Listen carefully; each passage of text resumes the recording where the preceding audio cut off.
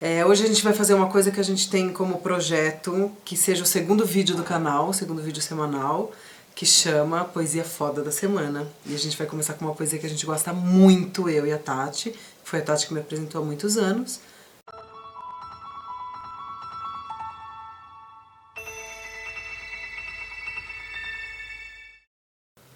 Se partires um dia rumo a Ítaca, faz votos de que o caminho seja longo, repleto de aventuras, repleto de saber. Nem lestrigões, nem os ciclopes, nem o colérico Poseidon te intimidem. Eles no teu caminho jamais encontrarás, se altivo for teu pensamento, se sutil emoção teu corpo e teu espírito tocar. Nem lestrigões, nem ciclopes, nem o bravio Poseidon hás de ver, se tu mesmo não os levares dentro da alma, se tua alma não os puser diante de ti. Faz votos que o caminho seja longo. Numerosas serão as manhãs de verão, nas quais, com que prazer, com que alegria, tu hás de entrar pela primeira vez um porto, para correr às lojas dos fenícios e belas mercancias adquirir, madrepérolas, corais, âmbares, ébanos e perfumes sensuais de toda espécie, quanto houver de aromas deleitosos. Há muitas cidades do Egito peregrina para aprender dos doutos. Tem todo o tempo Ítaca na mente. Estás predestinado a ali chegar. Mas não apresses a viagem, nunca. Melhor muitos anos levares de jornada e fundeares na ilha, velho enfim, rico de quanto ganhaste no caminho, sem esperar riquezas que Ítaca te desse. Uma bela viagem deu-te Ítaca. Sem ela, não te ponhas a caminho. Mais do que isso, não lhe cumpre dar-te. Ítaca não te iludiu, se a achas pobre. Tu te tornaste sábio, um homem de experiência, e agora sabes o que significam Ítacas. Constantino Cavafis. Oh my God. Eu vou começar te fazendo uma pergunta. Por onde a gente começa analisando uma poesia, Tati?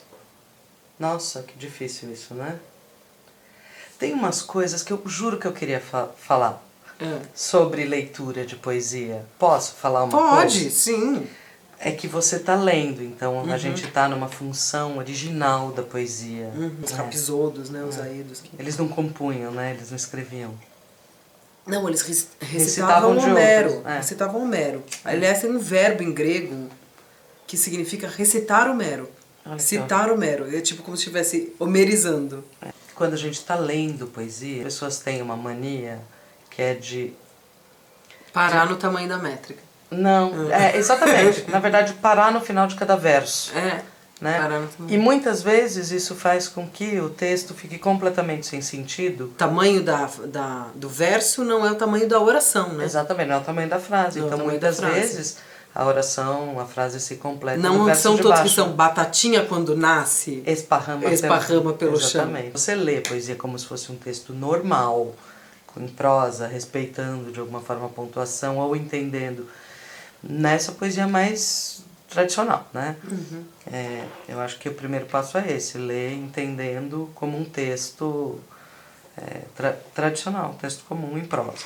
Num poema como esse, por exemplo, é importante conhecer as referências que são externas. Sim, eu ia falar. Por exemplo... Aquela coisa básica de qualquer leitura de texto. Sublinhe as palavras que você não conhece. No caso de um poema como esse, por exemplo... Que é um poema que faz referência já a uma história... pré-existente. Que é a história do Ulisses, né? Da volta de Ulisses. Intertextual, né? O que ele está falando? O que é Ítaca? Do que ele está falando, Tati? Então, esse poema é uma referência à Odisseia, né? Que é o grande poema ocidental, eu acho, do Homero, que conta o retorno de um herói chamado Odisseu, também conhecido como Ulisses, de volta para casa. Você sabe que eu sempre impliquei com isso da gente chamar de Ulisses e continuar chamando de Odisseia? Porque devia chamar também de Ulisseia, né? Ulisses ou Odisseu, que é o herói esperto, né? Não é o herói forte, que tem na Ilíada, que é o Aquiles. Na Odisseia você tem o Odisseu, que ele é conhecido pela esperteza, pela inteligência, e vencida a guerra de Troia, ele se põe de volta para o reino dele, para a casa dele, onde o espera a esposa Penélope. E ele não consegue chegar em casa.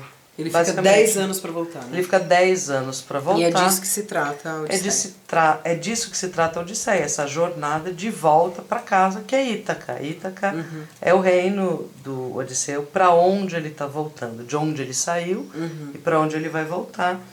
E é uma jornada cheia de aventuras, porque ele irrita o Poseidon. Do vocabulário tem essas palavras aí, Lestrigões, os Ciclopes, o Poseidon, que são figuras mitológicas gregas, que são os perigos que ele enfrenta, né? Os Lestrigões são gigantes, antropófagos. Ciclope todo mundo sabe que é, porque é um personagem do X-Men. Né? Que não tem um olho só, tem, mas né? ele tem... Então aí ele não só referencia Ítaca, como você fica no lugar do Ulisses, né? Ele tá te falando isso. É, que talvez seja uma outra chave de leitura de poesia, que eu gosto de pensar.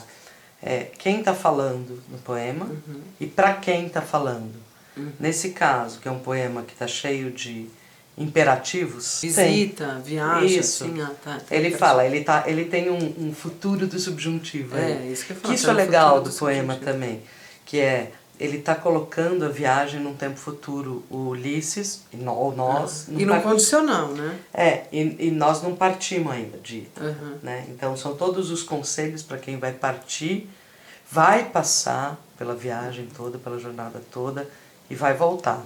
Das coisas mais bonitas que ele faz, assim, nesse futuro do subjuntivo, é te colocar como Ulisses, né? Como cada um tem a sua jornada indo para Ítaca, e que a importância não é a chegada, e sim a viagem, né? Que a beleza de Ítaca é você chegar nela sábio, você chegar nela porque enquanto você viajava, você visitou e olhou para todos esses lugares, né?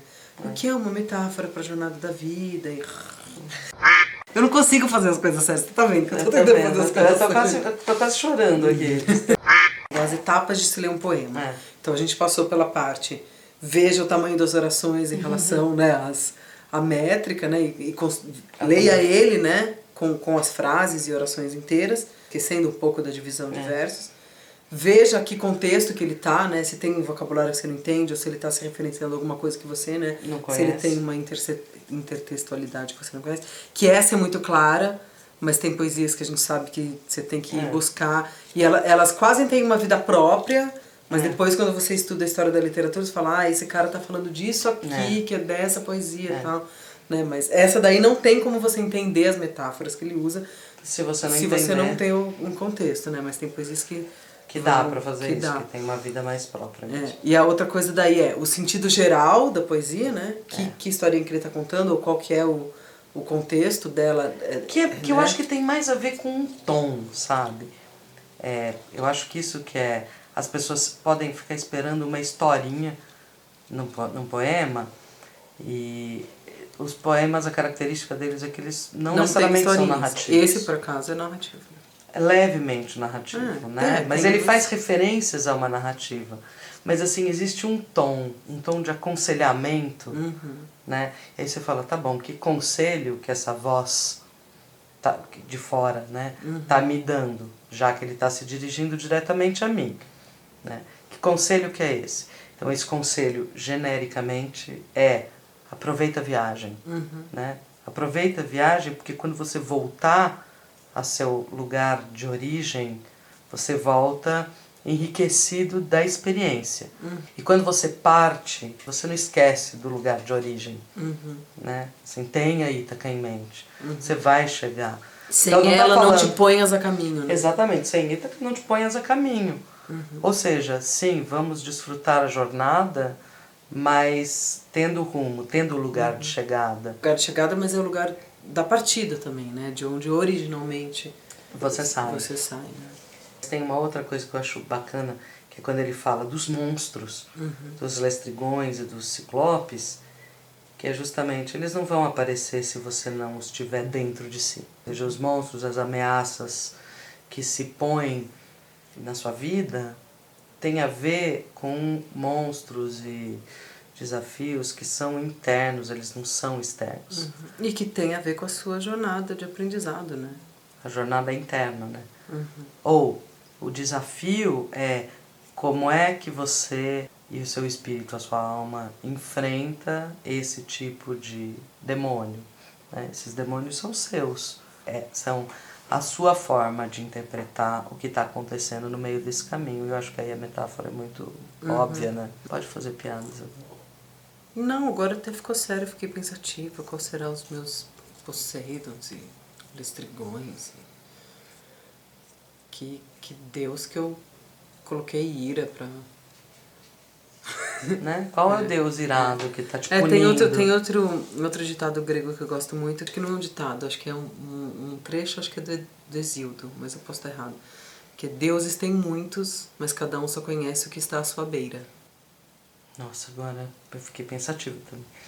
Tem uma coisa branca no seu olho. Porque eu tô com uma pereba. Eu já tinha notado.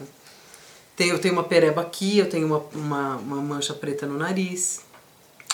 Sabe como se chama, né? 40 anos. Decrepitude da idade. Aliás, posso falar uma coisa? A gente Hoje é seu aniversário! Exato. Hoje é aniversário da Tati. Então a gente também está fazendo uma poesia que a Tati gosta muito, a poesia favorita da Tati. E porque... é um assunto favorito, né? É o assunto favorito da vida dela também. Tati, eu te desejo muitas felicidades, viu? Eu achei que você ia falar tudo de bom. Ai.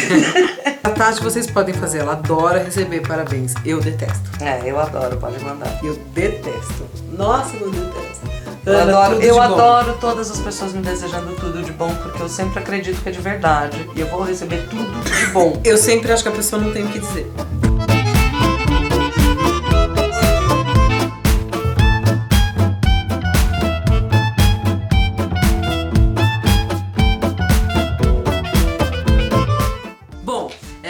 A gente deu uma amostrinha de uma das coisas que a gente quer fazer bastante pra gente conseguir ter perna pra isso, porque esse canal é feito de puro amor e café. Você pode contribuir com a gente. O link está aqui embaixo e também está aqui na descrição do vídeo. Se não estiver na descrição do vídeo, está no primeiro comentário, se você está vendo esse vídeo no Facebook. Então você pode contribuir com a gente.